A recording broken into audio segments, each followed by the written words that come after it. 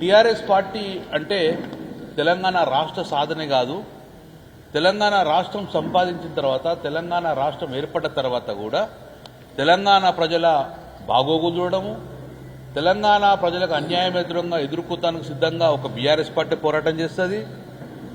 తెలంగాణ ప్రజలు ఇక్కడ మనోభావాలు దెబ్బతిన్నా కూడా బీఆర్ఎస్ పార్టీ మళ్ళీ తెలంగాణ ప్రజల పక్షాన పోరాడే ఏకైక పార్టీ టీఆర్ఎస్ పార్టీ. మాకు వేరే అధికారం ఉన్నామా ప్రతిపక్షంలో కాదు, అధికారం ఉన్నా ప్రతిపక్షం ఉన్నా మా ధ్యాస అంతా తెలంగాణ ప్రజల మనోభావాలు కాపాడాలి, తెలంగాణ ప్రజల అభివృద్ధి కోరుకోవాలి, తెలంగాణ ప్రజలకు అన్యాయం అయితే ఎదిరిస్తేందుకు బీఆర్ఎస్ పార్టీ ఎప్పుడు సిద్ధంగా ఉంటారని చెప్పి మరొక్కసారి మీకు చెప్పడం జరిగింది. ఎందుకంటే ఇప్పుడు అధికారం ఉన్న కేంద్ర ప్రభుత్వం బీజేపీ కానీ రాష్ట్రంలో ఉన్న కాంగ్రెస్ ప్రభుత్వం వీళ్లకు పదవి ధ్యాస తప్ప కానీ, ప్రభుత్వంలో ఉన్న ధ్యాస తప్ప కానీ ప్రజల మనోభావాల గురించి ఇప్పుడు పట్టించుకున్న పరిస్థితి లేదు. ప్రజల మనోభావాలకు వ్యతిరేకంగా పోతున్నారు వీళ్ళందరూ కూడా. కానీ మేము మాత్రము టీఆర్ఎస్ పార్టీ పదవి ఉన్నా లేకున్నా ఉండగా డెఫినెట్గా తెలంగాణ ప్రజల మనోభావాలకు అనుగుణంగానే పనిచేస్తామని చెప్పడం జరుగుతుంది. ముఖ్యంగా జిల్లాకు రావడం, జిల్లాకు సంబంధించిన ఇష్యూలల్లో ముద్దు నిద్ర ఉన్న ప్రభుత్వాన్ని లేపాలని ఒక ఆలోచన మాకు. మొన్ననే తుమ్మల నాగేశ్వరరావు గారు జిల్లా ఇన్ఛార్జ్ మంత్రి గారు రావడం జరిగింది. ఆరుగురు కొన్ని సమస్యలు చెప్పాం, కానీ ఇంత కూడా నిమ్మగా నీరెత్తినట్టు ప్రయోజనం లేదు, కదలిక లేదు. ప్రభుత్వం నడుస్తుందా లేదన్న భావన కూడా ప్రజల్లో కలిగే పరిస్థితి వచ్చింది. మళ్ళీ ఒక్కసారి రిపీట్ చేస్తున్నాం. కరీంనగర్ అంటే తలతలలా వెలిగే కరీంనగర్ ఉండే, రాత్రిపూట జిగేరం అనే నగరాలుండే. ఇప్పటికీ ఒక 100 సార్లు కూడా రిక్వెస్ట్ చేసినాం. కొత్తగా మీరు శాంక్షన్ ఇవ్వకుండి బాబు, ఉన్నాయంటే కంప్లీట్ చేయమని చెప్పేసి మొరబెట్టిన కూడా ఇప్పుడు కూడా ఏ పరిస్థితి లేదు. 20 నెలల తట్ట మొరం పోసిన పాపం లేదు, తట్ట సిమెంట్ వేసిన పాపం లేదు. ఇంత అన్యాయం. కేసీఆర్ గారు శాంక్షన్ చేసిన డబ్బులు కూడా కంటిన్యూ చేసే పరిస్థితి లేదు. లైట్లు వెలుగుతలేవు. ఎంత దరిద్రం అంటే లైట్లు కూడా వెలుగుతలేవు. నిన్న బైపాస్ రోడ్డు పోతే వర్షానికి మొత్తం కూడా బైపాస్ మొత్తం బొందలమయమైంది. మొత్తం కూడా పెద్ద పెద్ద బొందలు తయారు, దానికి 2,000 కోట్లు వేసే పరిస్థితి లేదు. గతంలో కూడా వర్షాలు పడ్డాయి, గతంలో గుంతలైనవి. కానీ ఏ రోజు ప్రజలు లేచే వరకే అద్భుతమైన 2,000 కోట్లు వేసేసి ప్రజలకు ఎలాంటి అసౌకర్యం కలగకుండా కరీంనగర్ నగరాన్ని కానీ కరీంనగర్ జిల్లాను కానీ చెక్కు చేరకుండా చూసినాం మేము. ఔరా రోడ్స్ అనే విధంగా శానిటేషన్ కానీ, లైటింగ్ కానీ, కేబుల్ బ్రిడ్జ్ కానీ ఇవన్నీ బ్రహ్మాండంగా నడిపించినాం మేము. ఇది 100 సార్లు చెప్పినగా నిమ్మగా నేనెత్తినట్టు పట్టించుకున్న పరిస్థితి లేదు. రెండోది, మేము స్థానిక సంస్థలు ఎన్నికలు పెట్టమని కోరుతున్నాం. బీఆర్ఎస్ పార్టీ డిమాండ్ చేసింది. స్థానిక సంస్థలకు మా బీఆర్ఎస్ పార్టీ సిద్ధంగా ఉన్నది. మీరు ఎన్నికలు పెడితే రిజల్ట్ వస్తుంది. గతంలో ఎలా అయితే రిజల్ట్ వచ్చిందో జిల్లాలలో రాష్ట్రంలో సేమ్ అదే రిపీట్ అవుతుందని చెప్పి ప్రగాఢ నమ్మకంతో చెప్పడం జరుగుతుంది. మా క్యాడర్ కూడా అదే ఒపీనియన్లో ఉన్నారు. 20 నెలల్లో ఏమన్నా చేస్తారు కావచ్చు రాష్ట్ర ప్రభుత్వం అంటే, ఏం చేయలేదు కాబట్టి ఎట్టి పరిస్థితుల్లో రాష్ట్ర ప్రభుత్వానికి కానీ కేంద్ర ప్రభుత్వానికి కానీ వ్యతిరేకంగా ఓటు పడుతుంది. ఇప్పుడు ప్రజలు తెలిసిపోయింది, బీఆర్ఎస్ పార్టీ ఉన్నప్పుడు అభివృద్ధి జరిగింది. రేపు స్థానిక సంస్థలు బీఆర్ఎస్ పార్టీ ఉంటేనే పోరాటం చేద్దని స్థానిక సంస్థలు ఎప్పుడు ఎన్నికలు పెట్టినా బీఆర్ఎస్ పార్టీ యథావిధిగా ఘన విజయం సాధిస్తుందని చెప్పడం జరుగుతుంది. మేము మళ్లీ డిమాండ్ చేస్తున్న ప్రభుత్వాన్ని, మీరు ఏదైతే కామారెడ్డి డిక్లరేషన్ ఇచ్చారో 42% బీసీలకు రిజర్వేషన్ ఇచ్చిన తర్వాతనే ఎన్నికలు కోదామని 1 కాదు 2 కాదు 3 కాదు 5 సార్లు చెప్పారు. మేము అదే డిమాండ్ చేస్తాం. స్థానిక సంస్థల ఎన్నికలు నిర్వహించండి. నిర్వహణతో పాటు 42% బీసీలకు కేటాయించిన తర్వాతనే ఎన్నికలకు వెళ్ళండి. వెంటనే చేయండి. రేపు ఇవాళ కేబినెట్ నడుస్తుంది. కేబినెట్లో ఏ నిర్ణయం తీసుకుంటారో 42% జీవో ఇస్తారా? ఆ జీవోను సుప్రీంకోర్టు నిలబెడుతుందా? అది మీ బాధ్యత. That is your risk, that is your responsibility. కానీ 42% మాత్రము బీసీలకు రిజర్వేషన్ కేటాయించండి. ఎగ్జాంపుల్, 30 జిల్లా పరిషత్ చైర్మన్లు ఉన్నాయి తెలంగాణలో. అందులో మాకు 42% ఇవ్వండి అంటే 13 నుంచి 14 జిల్లా పరిషత్ బీసీలకు కేటాయించండి.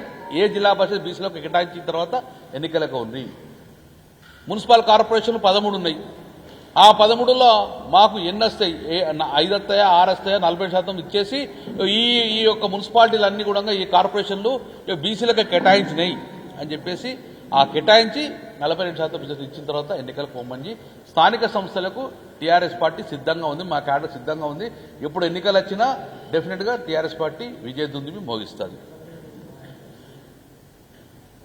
మేము కళ్యాణ లక్ష్మి చెక్ ఇచ్చినప్పుడు కానీ, సీఎంఆర్ఎఫ్ చెక్ ఇచ్చినప్పుడు కానీ ఎమ్మెల్యే ఫండ్ ఇచ్చినప్పుడు జానారెడ్డి గారు అసెంబ్లీలో ఒకసారి జానారెడ్డి గారు అడిగారు, మరి మీరు ఎమ్మెల్యే ఫండ్ 5 crores ఇస్తారని అందరికి ఇస్తారా అంటే డెఫినెట్గా అందరికి ఇస్తామని చెప్పి కేసీఆర్ గారు హుందాగా ప్రతిపక్ష ఎమ్మెల్యే కూడా 5 కోట్ల సీఎం సిడిపి నిధి ఇవ్వడం జరిగింది.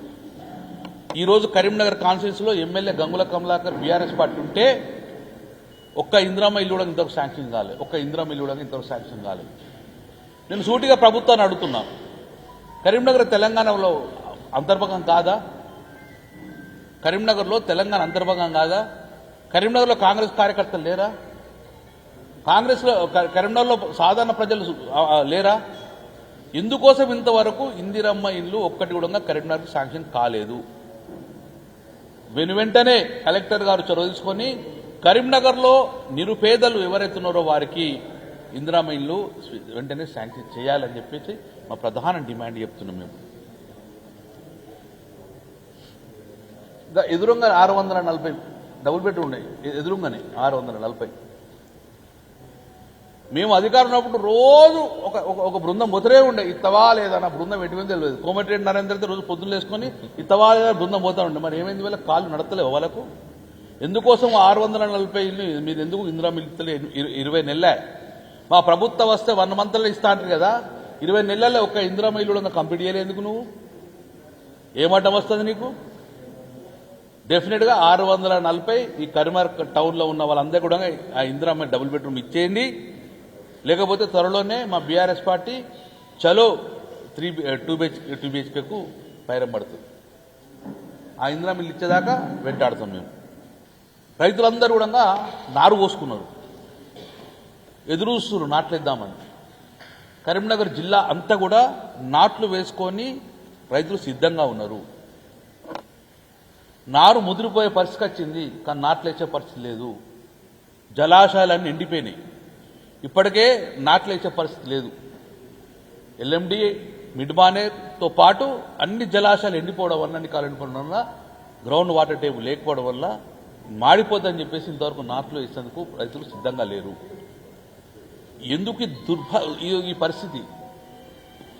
మేము డిమాండ్ చేస్తున్నాం. నువ్వు కన్నెపల్లి నుంచి నీళ్ళు లిఫ్ట్ చేస్తావా? ఎల్లంపల్లి నుంచి లిఫ్ట్ చేస్తావా? గతంలో కన్నెపల్లి నుంచి లిఫ్ట్ చేసి ఎల్లంపల్లి నుంచి రామడం మీదకెళ్ళి మిడ్మానేరు రాకుండా ఈ యొక్క వరదకాలం మొత్తం సజీవ నదిగా ఉంటుంది. ఆ వరదకాలం సజీవ నది ఉండడం వల్ల దాని కింద వందల బోర్లు కానీ వందల తుములల్లా జలాశయాలు మొత్తం చెరువులు నిండుతుండే. దాని మీద మిడ్మానేరు నుంచి ఎల్ఎండి ఎక్కడ చూసిన జలాలు ఉండే. కానీ ఈరోజు రైతులు నాట్లు వేసేందుకు సిద్ధంగా లేరు. అందుకే డెఫినెట్గా మీరు కన్నెపల్లి నీళ్ళు లిఫ్ట్ చేయండి.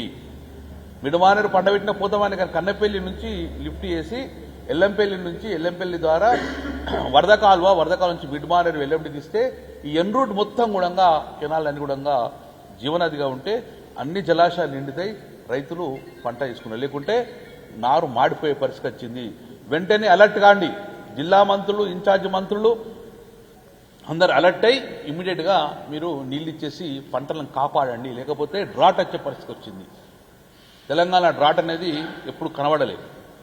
ఇది ఒక రకమైన. ఇంకోటి, ఎక్కడన్నా బోర్ బాయిలల్లా పంట వేసుకుంటే ఒక ఎకరానికి 3 నుంచి 4 యూరియా బస్తాలు కావాలి. ఇప్పటివరకు ఒక ఎకరానికి 3 నుంచి 4.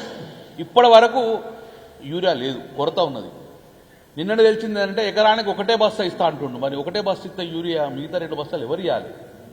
కాబట్టి కలెక్టర్ గారితో పాటు జిల్లా వ్యవసాయ శాఖ మంత్రి, మీరు ఇన్ఛార్జి, దీనికి సర్ప్లస్గా సఫిషియెంట్గా యూరియా బస్తాలు మీరు తెలంగాణ రైతాన్ని ఎకరానికి 3 చొప్పున సిద్ధం చేసుకోండి. ఒకవైపు రైతులకు నీళ్ళిచ్చి ఆ పంటను కాపాడండి, దానికి యూరియా బస్తా. ఎక్కడన్నా బాయి బోర్ల మీద కూడా పంట వేసుకుంటే కూడా వారికి కూడా యూరియా బస్తా కుదవలేకుండా వెంటనే ఇవ్వండి. యూరియా బస్తా లేక ఆగద్దు, పంట ఖరాబ్ కావద్దు. తర్వాత నీళ్లు లేక నారు పోయకుండా చూసే బాధ్యత యంత్రాంగాన్ని. అలర్ట్ కాండి, లేవండి, నిద్ర లేవండి, రైతాంగాన్ని కాపాడండి. మీరు డిఏపి అవన్నీ కూడా కొరత ఉన్నది.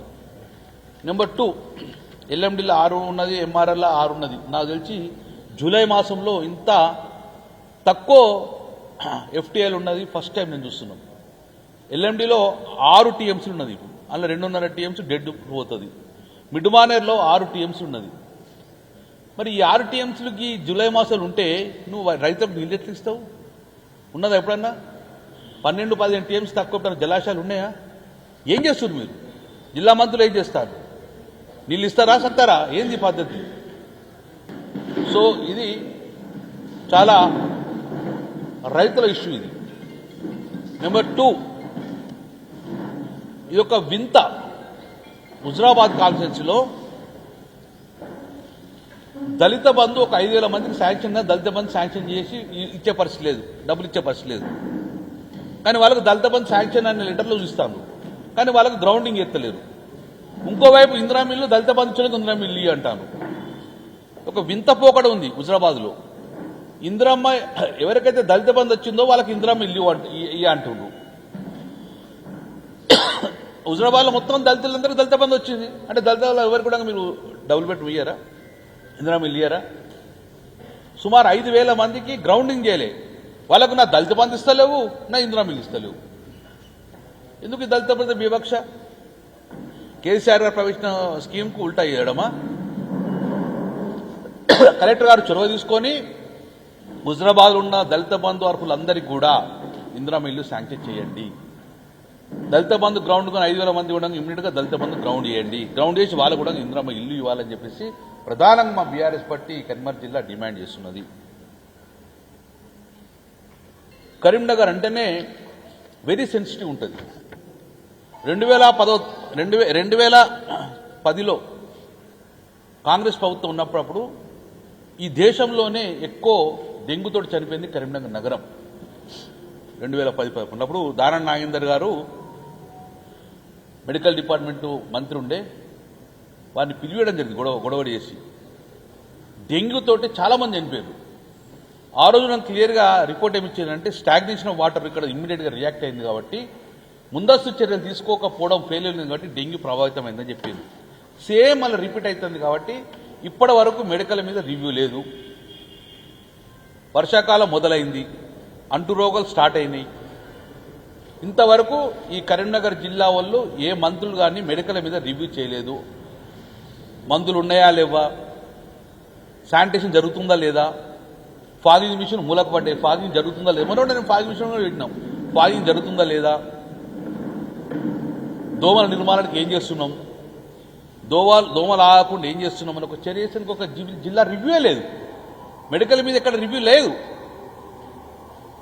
ఆ రోజు మేము కూడా కరోనా వచ్చినప్పుడు నేను ఒక మంత్రిగా ఇంట్లో పడుకోలే, తెల్లారే గంటకే వెళ్ళిన బయటకు వెళ్ళి మాస్కులు పెట్టుకొని ఒక్కరోజు కూడా ఇంట్లో నిద్రపోకుండా ఇక్కడ కాపాడినాం, ప్రజలకు మనోధైర్యం ఇచ్చినాం, ఆక్సిజన్ సిలిండర్ తెప్పించినాం, ఆక్సిజన్ ట్యాంకులు తెప్పించినాం, రెమ్డెసివిర్ కూడా తీసుకొచ్చినాం. మేము ప్రజలు భరోసా కల్పించినాం. నేను కూడా ముసుకేసుకుని ఇంట్లో వండుకోలే కదా, ఆయన తెల్లారే బయట తిరిగినాం. ఏది మరి మంత్రులు ఏది, అధికారులు ఏది, ఇక్కడ కూర్చున్నారు. ఇక్కడ అంటు రోగాలు స్టార్ట్ అవుతున్నాయి, వర్షాలు పడ్డాయి, కొంచెం వర్షాలకి ఇక్కడ చిత్రచిత్త అవుతుంది కాబట్టి వెంటనే మెడికల్ రివ్యూ చేయండి. మందులు కొడతా ఉన్నా కూడా ఫాగింగ్ కొడతా ఉన్నా, బ్లీచింగ్ కొడతా ఉన్నా, బ్లీచింగ్ పౌడర్ కొడతా ఉన్నా, ఇవన్నీ కూడా ఇమ్మీడియట్గా దాన్ని సాల్వ్ చేయాలని చెప్పేసి జిల్లా పక్షాన్ని మేము డిమాండ్ చేస్తున్నాం. ఈ ఫుడ్ సెక్యూరిటీ కార్డు ఒక మహాభారతం రామాయణం. ఎవరికి ఇస్తుండో తెలుస్తుంది, ఫుడ్ సెక్యూరిటీ కార్డు ఎవరికి వచ్చిందో తెలియదు. కానీ ఇస్తున్నాం 2 లక్షలు. ఇంతవరకు అయితే ఫుడ్ సెక్యూరిటీ కార్డు ఎవరి చేతులు అయితే కనబడతలేదు. ఈ జిల్లాలో 2,90,000 ఇస్తా అన్నారు, మరి ఎవరి చేతుల్లో ఇంతవరకు అయితే ఫుడ్ సెక్యూరిటీ కార్డు కనబడతలేదు. కొత్త న్యూ ఫుడ్ సెక్యూరిటీ కార్డు ఇమ్మీడియట్గా ఇష్యూ చేయమని చెప్పి ప్రధానంగా బీఆర్ఎస్ పార్టీ డిమాండ్ చేస్తున్నది. ఒక మొన్న మెర్జింగ్ విలేజెస్ ఉన్నాయి కొన్ని కరీంనగర్లో. వాళ్ళ పరిస్థితి అయితే దయనీయమైన పరిస్థితి. మున్సిపాలిటీ టేక్అవే చేసుకోలేదు, గ్రామ పంచాయతీ పంపించేసింది. గ్రామ పంచాయతీ మా బాధ్యత లేనరు, దాని పక్క గ్రామంలో ఉన్న మా గ్రామ పంచాయతీ, కానీ స్థానిక సంస్థ ఎన్నికలు లేవు కాబట్టి మా నిధులు వస్తలేవు కాబట్టి పారిశుద్ధం మొత్తం పడకేసింది. అటు పారిశుద్ధం గ్రామ పంచాయతీలు జరుగుతలేదు, డీలిమిటేషన్ ఏదంటే మున్సిపాలిటీ చేస్తలేదు. ఆ డీలిమిటేషన్ అలాంటి గ్రామాలలో శానిటైజ్ చేయాలంటే వీళ్ళకి సరిపడే సిబ్బంది కూడా లేదు. దయనీయమైన పరిస్థితి. ఎవరు కలుపుకున్నారు, కలిసిన దానికి ఇన్ఫ్రాస్ట్రక్చర్ లేకుండా ఈరోజు ఆ గ్రామాలు అన్ని దయనీయ పరిస్థితి. వెంటనే ఒక స్పెషల్ ఫోర్స్ పెట్టుకొని అక్కడ శానిటేషన్ కానీ మిగతా అన్నింటి కంప్లీట్ చేయమని చెప్పేసి మా డిమాండ్ చేస్తున్నాం.